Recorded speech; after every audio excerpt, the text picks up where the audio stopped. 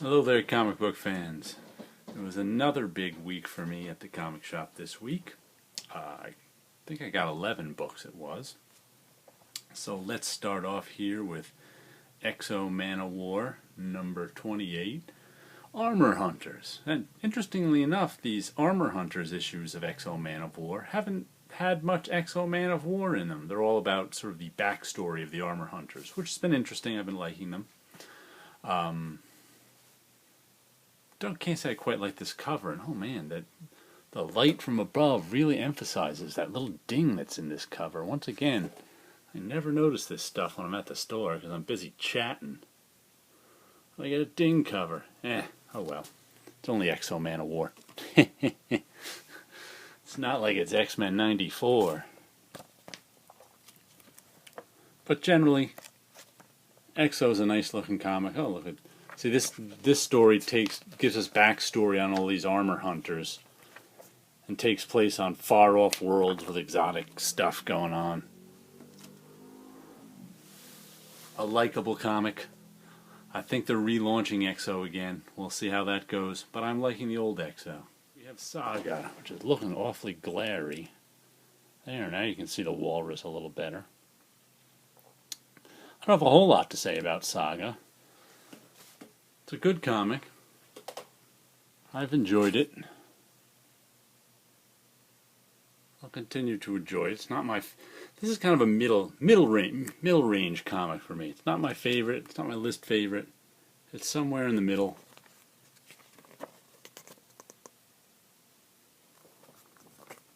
This story arc has been about this family trying to fit in, and there's an awful lot of just working for a living and raising a kid going on, and not a whole lot of adventure.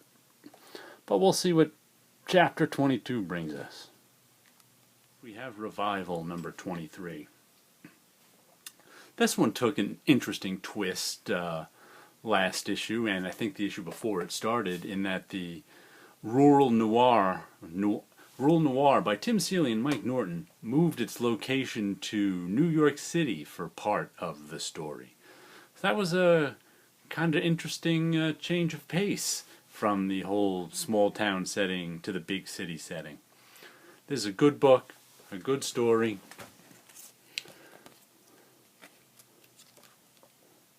Oh, one of the revivers looking all messed up. Sorry for that spoiler alert. But I haven't read this yet either, so I just spoiled it for me too. But I figured I'd give you a glance inside. Number 23, good story. I'd rank this one higher than Saga on my list. It would be in the top third of my favorite comic book series that I'm buying now. This is a good one. I enjoy it. Outcast, number 3. I Remember When She Loved Me. I guess you get a story title right on the cover with this one. I liked issue 2 of Outcast better than I liked issue 1. I thought issue 1 had a few story problems. Issue 2 was fine. I'm looking forward to issue 3. Bit of a strange cover there, all pinks and peaches and a yellow, with an old maroon tree down the bottom. Can't say the cover catches my eye very much, but it's okay, especially for a book that's very dark inside. It's very love story outside. Oh, nice fall shot right there. Uh-oh, horror scene. Well, it's a horror book. Don't want to give away too much because I haven't read any of these yet. I'm back from the shop 10 minutes ago. So I'll continue to buy Outcast, and I'll let you know if it's any good. And now we have Manhattan Projects with another one of its graphic covers. Once again, this one would be in my top third of favorite comics. I really enjoy Manhattan Projects, even if I'm not a huge fan of the covers. Matter of fact, I was just flipping through all the covers at once, and they actually look better all together than they do individually, but still, I'd rather... what the heck is this that a lot of comics are doing now? 2 pages of fill? I don't get that. It really doesn't add much to me. Once again, here's another one. What is that? Is that somehow fundamental to your story? I don't think so, but anyway, it's a good comic. It's weird too. You gotta like weird comics to like the Manhattan Projects. Weird comics that love their own weirdness. But it's a good one. Check it out. And here we go with Mind Management number 25.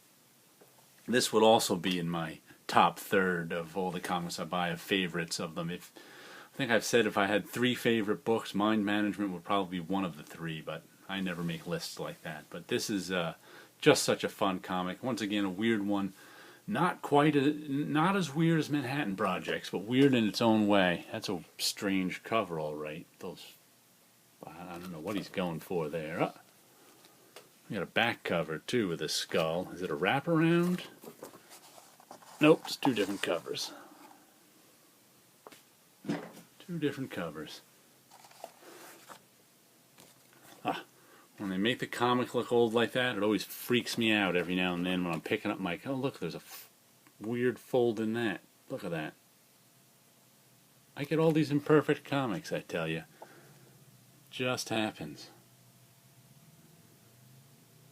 Nice artwork, but don't want to give away too much.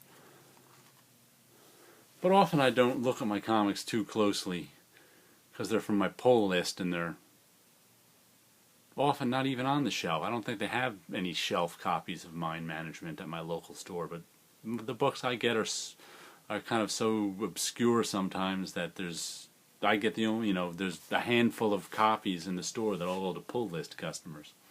But anyway, Mind Management, good book. Can't wait to read this issue. The Massive Ragnarok, Part 2 of 6. Here's a book I never see mentioned in comic book websites anymore. I've been enjoying it. It's gotten better and better as it's gone along, but I just never hear it mentioned. It's I guess the lead character is dying of cancer in it, so that can't be too happy. That looks like what's going on here.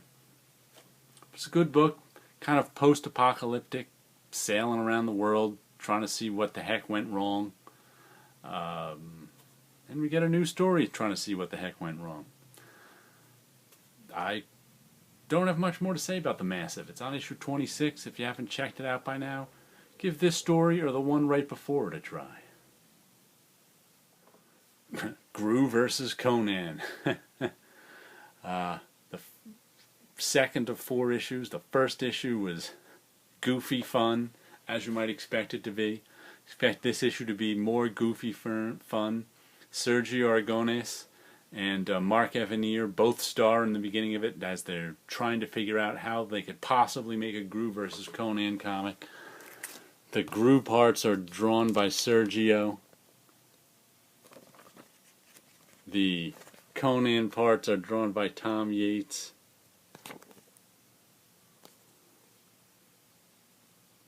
So it makes for a strange little Gru Conan world. This book took me by surprise in the shelves, but since I'm an old-time Gru fan, I put it on my pull list when issue 1 came out. So we'll check out the next 2 issues after this, too. And here's Dream Thief Escape, issue 3 of 4. Another miniseries that took me by surprise. There was one miniseries before this that I didn't even read. I picked up the first issue of this on a whim, and I've really been enjoying it. It's a guy and I guess there's even more than one of them, that when they go to sleep, ghosts inhabit their bodies and go and get the ghosts driving the guy's body, go and gets revenge for whoever killed them. And this guy gains the memories and skills of all the ghosts who have inhabited him. And he's having a little ghost adventure here. But I like the mask, the nice graphic mask on his face looks good, and it's a good story. Let's see what's in. The art inside is very nice too.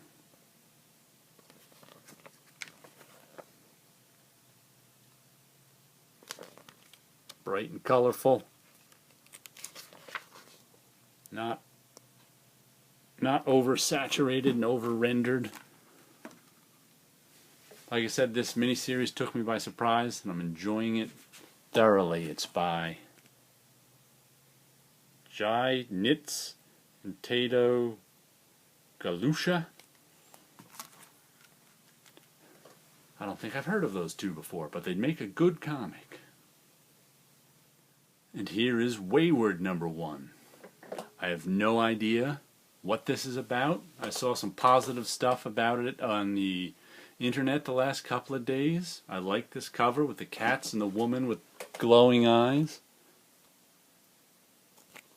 There were 2 other covers to choose from, but this was the one I liked. The inside art looks alright. Every review said it was a weird and a lot of fun. That's right up my alley.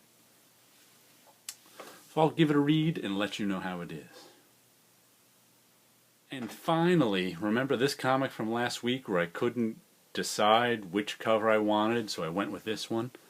Well, I went back and I bought the other one too. I figured I'll put it in my I bought just for their covers section. I just really liked this cover. I bought this one originally because it fit in with all the other headshot covers of the first 2 issues, but I just liked this one so much, the drawing and the color, that I'm like, you know what? They're going to get an extra $3.50 from me this month because I like both covers a lot. And know what's cool about this one? Let me show you this. Storytelling wise, this is the one you should get because there's the cover. And you open it up. Alive, dead. Alive, dead. Pretty cool. Except I think she's not really dead in the comic. This issue of The Wicked and the Divine was a little bit confusing, I have to say. I'm going to have to read it again sometime to see if I can figure out the nuances of it that I missed. But anyway, it's a good story about these gods who come back every 100 years and live for 2 or 3 years, which is why I think she can get her head cut off and still be alive. She's a god. But anyway, excellent Wicked and Divine cover, both of them. And I'll catch you guys next week.